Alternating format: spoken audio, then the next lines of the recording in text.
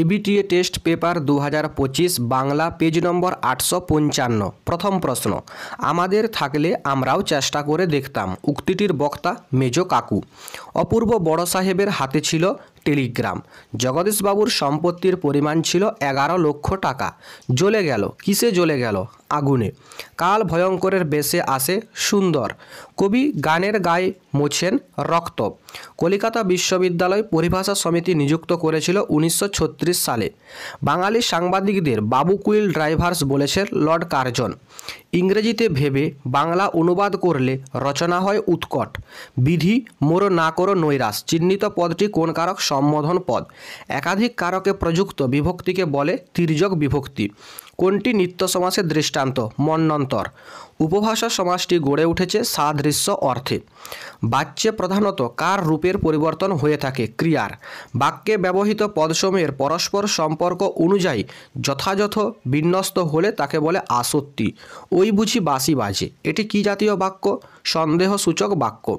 বধূরা প্রদীপ তুলে ধর, এটি কোন বাচ্যের দৃষ্টান্ত? কর্তৃবাচ্য। ওর চিরকালের বন্ধু। কে কার বন্ধু? তপনের ছোট মাসি তপনের বন্ধু। অপূর্ব রাজি হইয়াছিল। অপূর্ব কিসে রাজি হয়েছিল? রামদাসের স্ত্রী অপূর্বকে অনুরোধ করেছিল যে যতদিন অপূর্বর মা বা বাড়ির কোনো আত্মীয় এসে তার সঙ্গে না থাকে ততদিন অপূর্বকে তার হাতে তৈরি মিষ্টান্ন জলযোগ সম্পন্ন করতে হবে। সে কথায় অপূর্ব রাজি হয়েছিল। ইসাবের মেজাজ চড়ে গেল। এমন হওয়ার কারণ কি?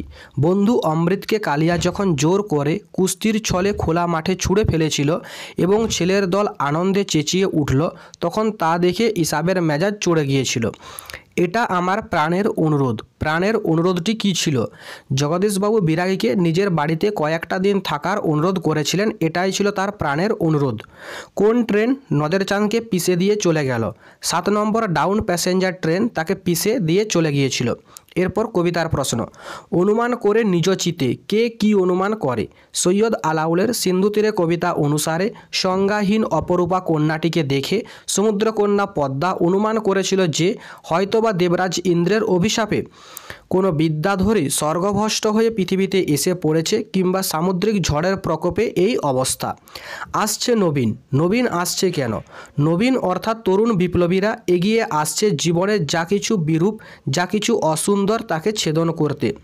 ছিনিয়ে নিয়ে গেল তোমাকে। কে কাকে কোথা থেকে ছিনিয়ে নিয়ে গেল? রুদ্র সমুদ্রের বাহু প্রাচী ধরিত্রীর বুক থেকে আফ্রিকাকে ছিনিয়ে নিয়ে গিয়েছিল।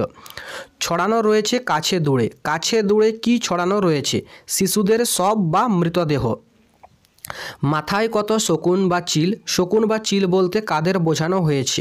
কবি জয় গোস্বামী তার অস্ত্রের বিরুদ্ধে গান কবিতায় শকুন বা চিল বলতে আগ্রাসী মানুষদের বুঝিয়েছেন। লোভী, সুবিধাবাদী, স্বার্থপর লোকেরা অস্ত্রের ভয় দেখিয়ে সাধারণ মানুষের উপর কর্তৃত্ব কায়েম রাখে।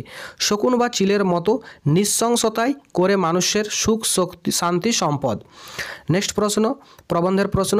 এখন পালকের কলম কোথায় দেখা যায়? কুইল বা পালকের কলম দেখা যায় পুরনো দিনের তৈলচিত্রে বা ফটোগ্রাফে। একজন বিদেশি সাংবাদিক লিখেছিলেন। বিদেশি সাংবাদিক কি লিখেছিলেন? কিছুকাল আগে একজন বিদেশি সাংবাদিক লিখেছিলেন, কলকাতার চৌরঙ্গির পথে ফেরিওয়ালার ভিড়ে প্রতি 3 জনের মধ্যে একজনের পেশা কলম বিক্রি করা। পরের প্রশ্ন, পরিভাষার উদ্দেশ্য কী? পরিভাষার উদ্দেশ্য ভাষার সংক্ষেপ এবং অর্থ সুনির্দিষ্ট করা। কোথায় পপুলার সায়েন্স লেখা সুসাধ্য? ইউরোপ, আমেরিকায়। এরপর ব্যাকরণের প্রশ্ন। সমধাতুজ কর্মের উদাহরণ দাও। জনে জনে ডাকো। আন্ডারলাইন করবে জনে জনে। সম্বন্ধপদ কারক নয় কেন? সম্বন্ধ পদে ক্রিয়াপদের সঙ্গে নামপদের কোনো সম্পর্ক থাকে না, তাই সম্বন্ধপদ কারক নয়। তিল ত্রিফলা শিমুল ছালা। এখানে পদটির সমাস নির্ণয় করো। ত্রিফলা ত্রিফলের সমাহার, সমাহার দ্বিগু সমাস। উপমিত ও উপমান কর্মধারায় সমাসের পার্থক্য নিরূপণ করো। উপমান কর্মধারায় সমাসের পূর্বপদে উপমান এবং পরপদে থাকে গুণ প্রকাশক সাধারণ ধর্ম, যেমন অরুণের ন্যায় রাঙা সমান অরুণ রাঙা। অপরদিকে উপমিত কর্মধারায় সমাসের পূর্বপদ সাধারণত উপমেয় এবং পরপদ উপমান হয়, যেমন নয়ন কমলের ন্যায় সমান নয়ন কমল। হোমটাস্ক করা হয়ে ওঠেনি, জটিল বাক্যে রূপান্তর করো। যা হয়ে ওঠেনি তা হোমটাস্ক। কর্মকর্তৃবাচ্যের উদাহরণ দাও। ঘন্টা বাজে। পরের প্রশ্ন, আপনাদের সকলের সমবেত চেষ্টার ফলে যদি এই বিপদ থেকে আমরা পরিত্রাণ পাই তাহলে একদিন আপনারা আমার বিচারে বসবেন। এটি কোন বাক্যের উদাহরণ? মিশ্র বাক্য। আমরা কালিও তৈরি করতাম নিজেরাই। কর্মবাচ্য রূপান্তর করো। আমাদের দ্বারা কালি তৈরি হতো। পদাশ্রিত নির্দেশক কাকে বলে? বাক্যের পদাশ্রিত যে সমস্ত চিহ্ন একবচন বা বহুবচনকে স্পষ্ট করে তোলে তাদেরকে পদাশ্রিত নির্দেশক বলে। বাক্যাশ্রয়ী সমাসের একটি উদাহরণ দাও। বসে আঁকা হয় যে প্রতিযোগিতায়। বসে আঁকো প্রতিযোগিতা।